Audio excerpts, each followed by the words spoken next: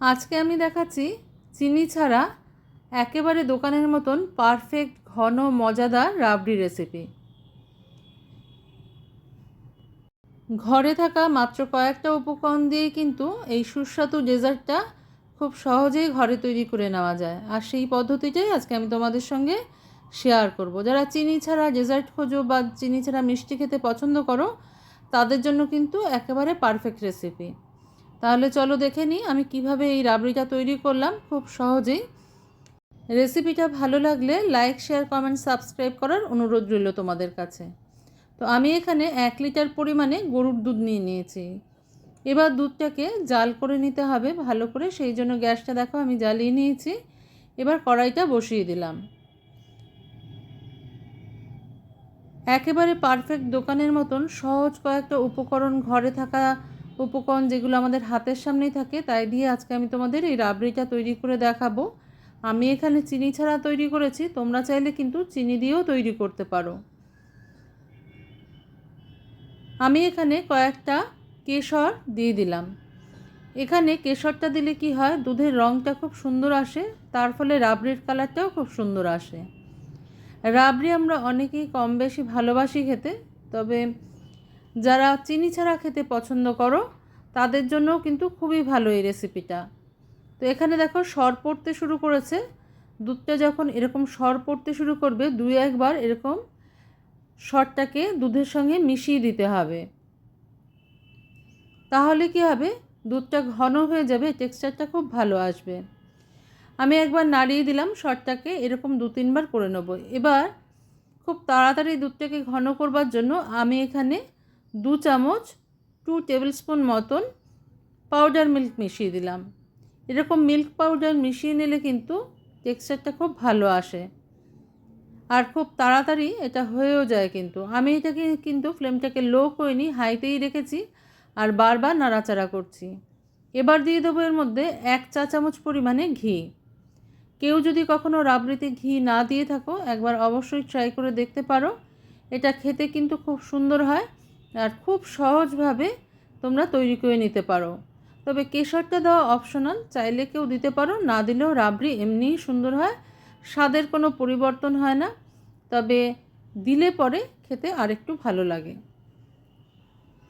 তো দেখো সরটা জমতে শুরু করেছে। এবার আমি কি করব, এক পাশ থেকে সরটাকে তুলে নেব, তুলে নিয়ে কড়াইয়ের গায়ের মধ্যে মিশিয়ে দেবো। এরকম এক সাইড করে রেখে দেবো। এরকম করে এক সাইড করে সরটাকে জমিয়ে নিতে হবে।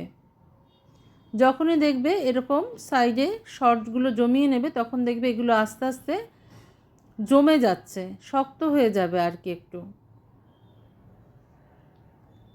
ঠিক এই প্রসেসেই কিন্তু কাজটা করতে হবে। এখন সরটা পাতলা আছে, যেহেতু দুধটা এখনও ঘন হয়নি। যখন ঘন হবে তখন কিন্তু আস্তে আস্তে সরটাও মোটা হয়ে যাবে। তো এইভাবে আস্তে আস্তে করে আমি বারবার কিন্তু জাল দেব আর সরটাকে এরকম পাশে তুলে রেখে দেব। কড়াইয়ের গায়ে এরকম করে লাগিয়ে রাখতে হবে। Welcome to my cooking channel Shatabdi's kitchen. Shatabdi's কিচেনে তোমাদের সবাইকে স্বাগত।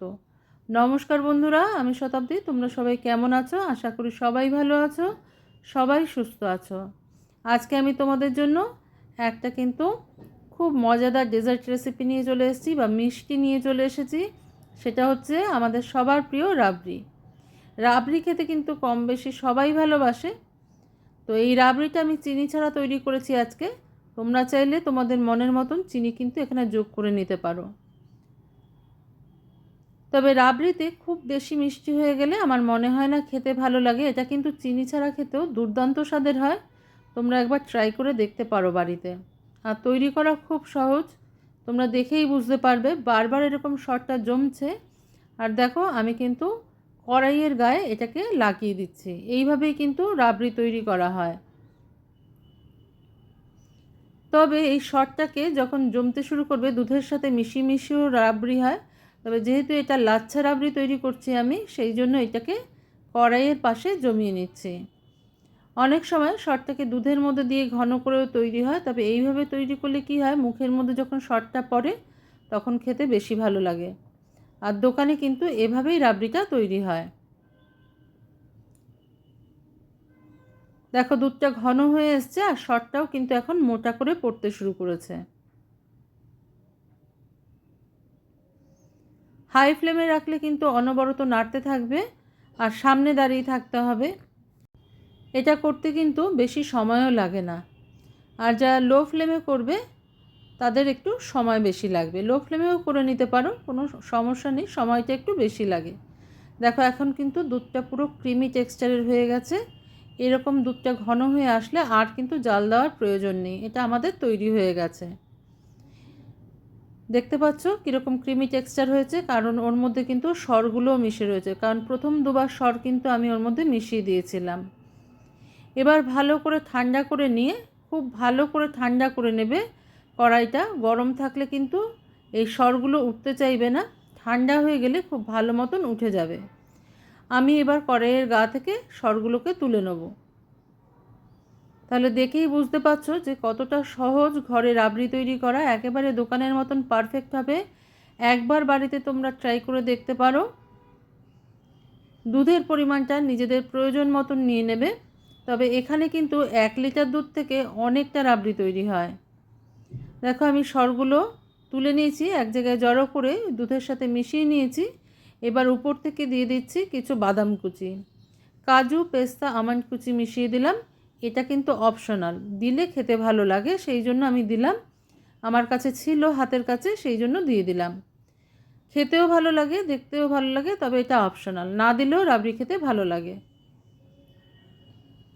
এবার কড়াইয়ের গায়ে যতটুকু লেগে আছে আমি সবটুকুই প্রায় তুলে নিলাম। এবার একটা বাটিতে সার্ভ করে নেব। আমি এটাকে একটা মাটির পাত্রে সার্ভ করেছি, যেমন দোকানে থাকে। দেখো কতটা ঘন ক্রিমি টেক্সচারের হয়েছে এই রাবড়িটা,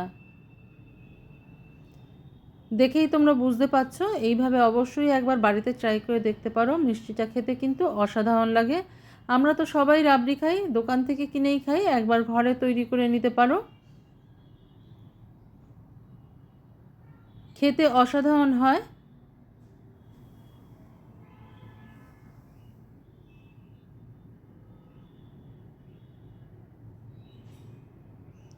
দেখেই বুঝতে পারছো মানে 1 লিটার দুধ থেকে কতটা পরিমাণ রাবড়ি তৈরি হয়েছে এখানে। এবার উপর থেকে একটুখানি বাদাম কুচি ছড়িয়ে দেবো, দেখতে সুন্দর লাগবে সেই জন্য।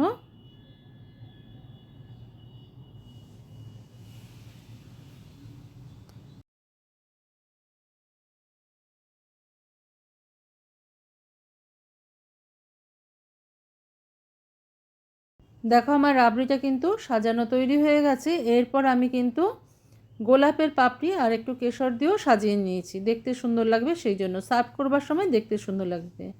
এবার আমি তোমাদের একটু তুলেও দেখিয়ে দিচ্ছি, দেখো কীরকম লাচ্ছা রাবড়ি তৈরি হয়েছে। এটা মুখে পড়লে সরগুলো কিন্তু মুখে পড়বে। রেসিপিটা ভালো লাগলে বাড়িতে অবশ্যই একবার ট্রাই করবে। আজকে তাহলে এই পর্যন্তই বন্ধুরা, দেখা হচ্ছে পরের দিন অন্য কোনো রেসিপি নিয়ে তোমাদের সঙ্গে। তোমরা সবাই ভালো থেকো, সুস্থ থেকো, আর কমেন্টে অবশ্যই জানাবে তোমাদের কেমন লাগলো এই রেসিপিটা, আর কে কে তোমরা বাড়িতে তৈরি করেছো এই রকম রাবড়ি।